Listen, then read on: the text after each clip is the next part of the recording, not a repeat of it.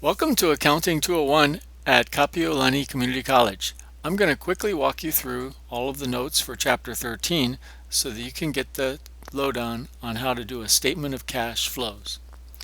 First thing to note is that statement of cash flows is one of the three required financial statements of a business, required by generally accepted accounting principles.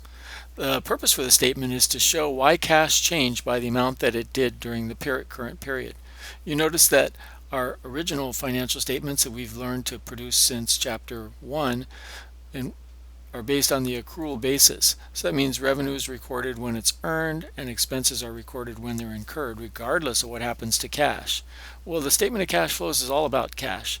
So what it does is it takes information from the income statement and it takes information from the balance sheet, mixes that together, and comes up with how much cash the company received and paid during the period for its operating activities, its investing activities, and its financing activities. But it does it in kind of a weird way as far as the operating activities is concerned. It really doesn't look like information that's helpful, but it does move you from the income statement net income to how much cash was received for that kind of activity. So there are three kinds of activities that a business can be broken down into: operating, investing, and financing. Operating activities are your main business activity. Investing activities are the kinds of things that you do when you're investing in regular traditional investments or bulking up on assets, long-term assets specifically, or loaning money out. Financing activities involve issuing stock or providing a return to our stockholder, like through dividends, or borrowing activities. Now, related to this are activities that have impact on our investing or our financing activities but don't involve cash. Or maybe they partially involve cash, but then there's a lot of stuff that doesn't involve cash. So those would be things that had an impact on the balance sheet but didn't provide or use cash. For example, we purchased a commercial building by paying $100,000 down and signing a note payable for $2.5 million. The $2.5 million wouldn't show up unless we pick up non-cash investing and financing activities somewhere on our statement of cash flows. There's a supplemental schedule that will do that. Non-reportable items are items that are like cash, but they aren't exactly the same thing as your regular checking account. So we wouldn't show those because they're the same thing as cash. So we just lump all of them together with cash. Examples might be commercial paper of Microsoft Corporation. That's like a 1 week loan of $5 billion that's going to get paid back in 1 week. And so it's essentially the same thing as cash. So you take the net increase or decrease in cash flow from operating activities, so whether it was positive cash flow or negative cash flow, positive or negative cash flow from investing activities, positive or negative cash flow from financing activities, and all of them together will give you your total net increase or decrease in cash. So the statement at the bottom takes what cash used to be, that net increase or decrease in cash, and now what cash has turned out to be as of the end of the period. Now, there are a bunch of areas that are kind of strange and need special attention because you have to remember their special treatment. Those, for example, are depreciation or amortization. Depreciation and amortization, you might recall, are recorded through a debit to an expense and a credit to a contra asset account. No cash involved. However, depreciation or amortization both reduce your net income, so that means they look as if they're going to be reducing your cash, but they don't. So they need to be added back to your net income to get closer to what happened to cash as far as operating activities are concerned. Interest does basically not require any special treatment as far as operating activities are concerned.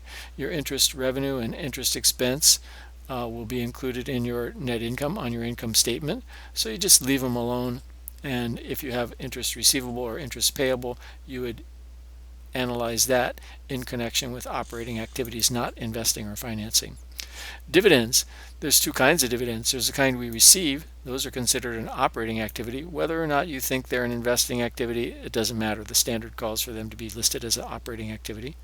But the dividends we pay are considered a financing activity. That's that providing a return to our stockholders. Another item that's unusual that needs special treatment is gain or loss on sale of plant assets. Gain or loss on sale of plant assets or available for sale securities would be down under other revenues and gains or other expenses and losses. Those aren't our primary business activity. They're just kind of like a casual gain or loss that we don't expect to repeat often.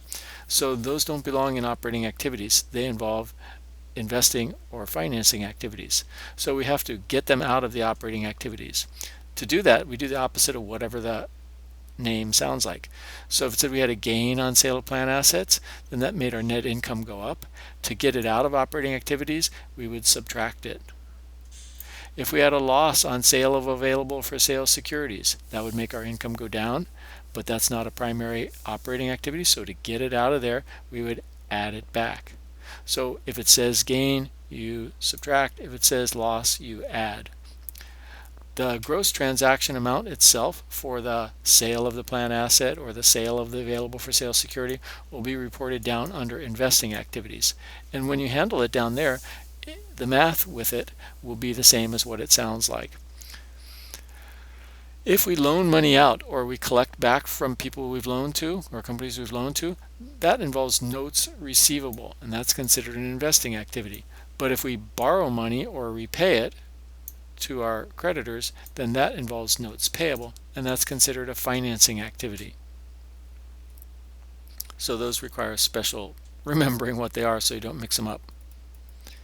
When we use the indirect method of producing the statement of cash flows, which is the one that's mostly used in practice, our operating activities section is done by taking operating income and massaging it basically to come up with net cash from operating activities. So net cash provided or net cash used for operating activities. So we're basically taking our accrual basis net income and operating and converting it to cash basis. So a lot of the differences between that have to do with adjusting entries we've made and transactions that involve revenue or expense but not immediately cash. So all of the evidence of that is typically shows up on the company's balance sheet through current asset and current liability accounts. So if we're going to do operating activities, the special things we have to account for are depreciation expense. That reduced your net income, but it didn't use your cash, so we're going to add it back. And if you're trying to find it, you haven't been flagged for you, then you would look in the accumulated depreciation account and see the credits to the accumulated depreciation account. That would match the debits to the depreciation expense account. Other non-operating gains and losses, as I mentioned above, if there's a gain, like gain on sale of plant assets, then you would subtract it. If there was a loss, you would add it. That's so you can cancel out their impact on net income. So the next batch of things that you work with are current assets and current liabilities. Current assets going up or current liabilities going down both essentially use cash. To increase your current assets, let's assume you have to pay cash to purchase the asset. And to make your liabilities go down, let's assume you have to pay cash to reduce the liability. So both those things have in common that they would use cash.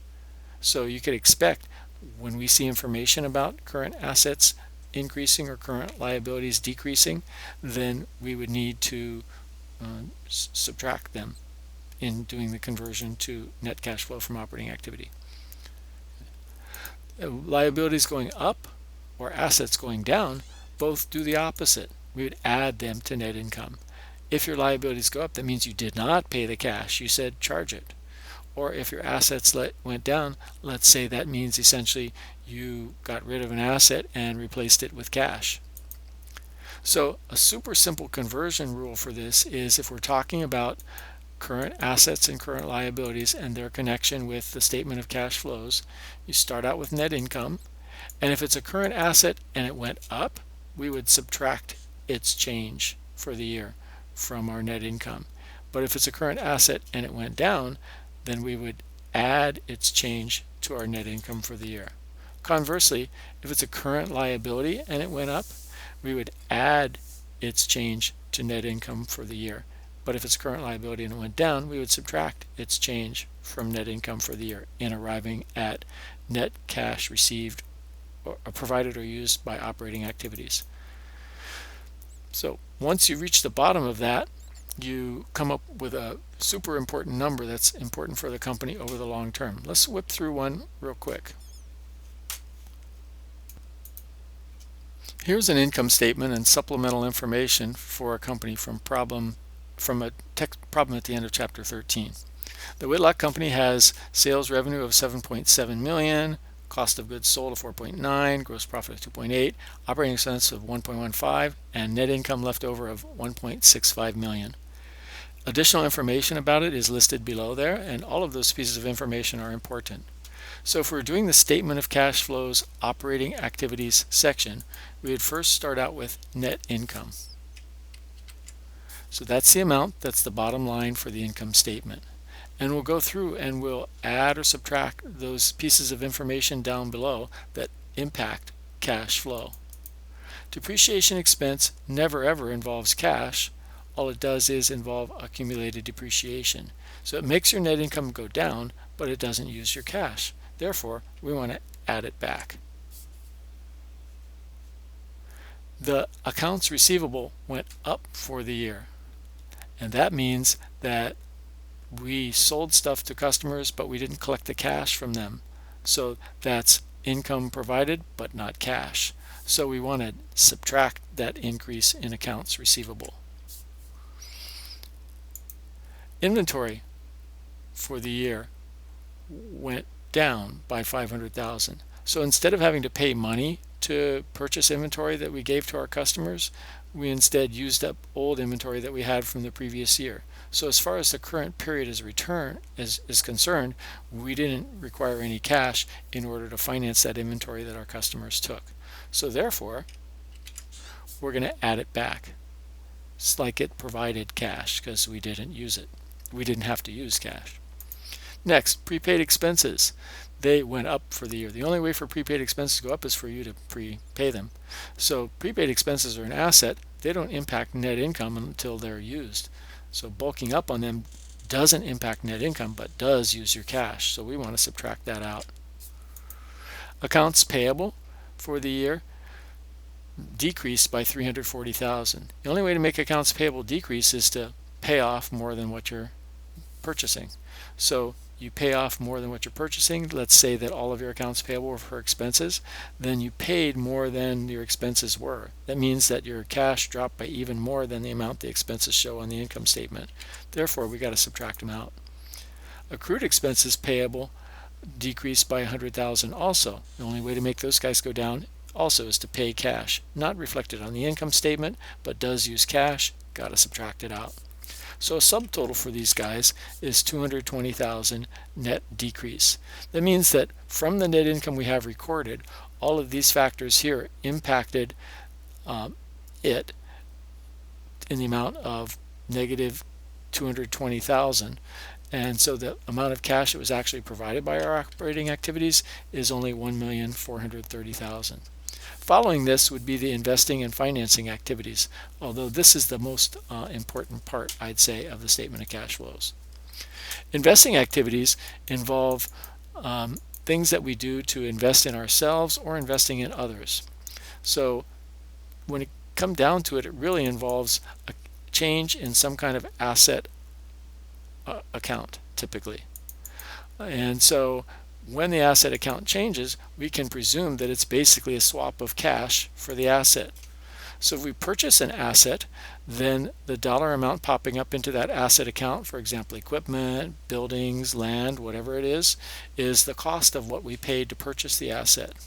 Or if we loaned money out to someone, that, you might recall, would be a note receivable. So a note receivable being debited would be the dollar amount that we loaned out.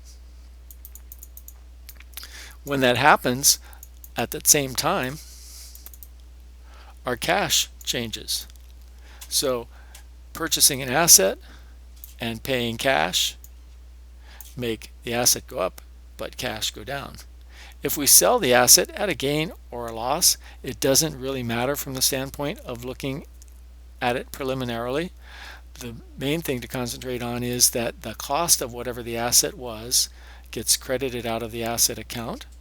But when we talk about the cash we received, we have to look at not only the cost of the asset, but whether we had a gain or loss on it. So therefore, to recap, on the purchase side, it's super simple. Whatever you paid for the asset, count that as cash paid. But on the sales side, the credit for the asset represents the cost of the asset that we got rid of. And so the actual cash needs to be converted. If you had a gain, then you received more cash than what the asset cost you. So you would take the cost of the asset that you sold and add any gain to compute the amount of actual cash that you received. Or if you sold the asset at a loss, you take the cost of that asset, that's the credit to the asset account, and subtract the loss. This gets a little bit more complicated when it's not something simple like land. When you have something such as depreciable assets, then the book value of the asset sold is used along with the gain or the loss to compute the actual cash received. So book value is the cost of the asset minus its accumulated depreciation. So three accounts would actually be involved in the computation. So notice we only have to do this gain or loss thing on the sales side. The purchase side, super easy. Just the amount of cash is what the asset cost us. Financing activities. To do financing activities, you analyze all your non-current liabilities and your equity accounts, and essentially those guys tend to be sources of cash. So if a liability goes down, the only way for the liability to go down is for us to pay it. So a simple transaction would be repaying a note payable, or for example, repaying a note payable. So repaying a note payable would make our liability go down and would make our cash go down. However, if we borrowed money, then that would make our liability go up and our cash go up. Another example would be issuing stock. So notice over here this says liability or equity. So if this was, say, the common stock account and we issued stock exactly at par, then we would credit common stock for the amount of cash we received, and we would debit cash. So seeing that the common stock account increased by $1 million would tell us that we got at least $1 million of cash from issuing stock for the period. So that's the primary items that you use in coming up with a statement of cash flows. The most complex of all of these in investing activities has to do with cash received from sale of a depreciable plant asset. So the depreciable plant asset would essentially say cost of plant asset. Let's say its cost to us was $1 million, and accumulated depreciation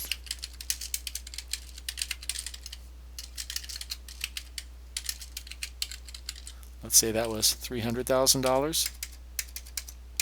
The book value is the net of the two.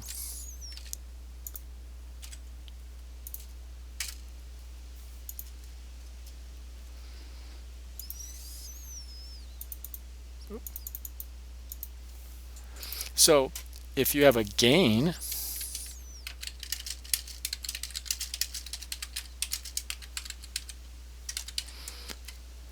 then let's say we had a gain of 150,000, then our cash received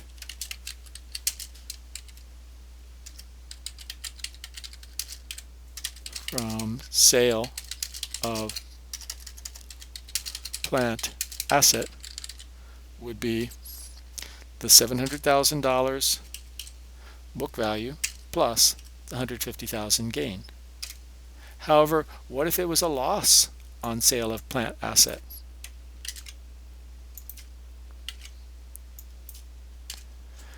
If it was a loss on sale of plant asset,